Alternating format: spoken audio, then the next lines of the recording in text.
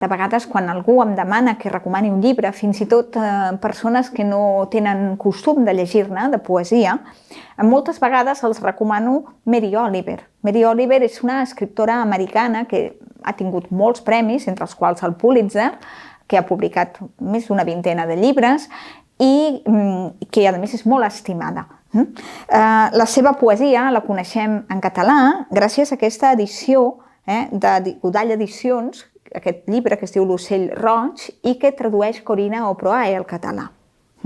És un llibre deliciós, molt bonic, on sobretot es veu aquest contacte tan gran que té Mary Oliver amb la natura i com aquesta identificació que té amb ella, una identificació gairebé mística, però des d'un llenguatge molt senzill, molt planer i molt proper. M'agrada explicar, perquè ho explica la Corina Oproae al pròleg, que ella era una dona que fins als darrers anys de la seva vida passejava cada dia entre muntanyes, entre els arbres, i tenia llapisos amagats als arbres propers a casa seva.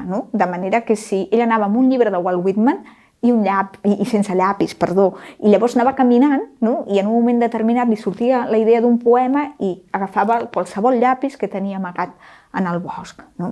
És molt bonic.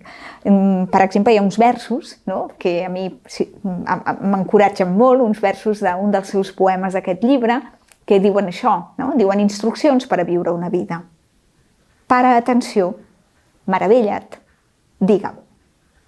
I és el que he fet. He parat atenció sobre la poesia de Mary Oliver, m'he meravellat i ara us ho dic.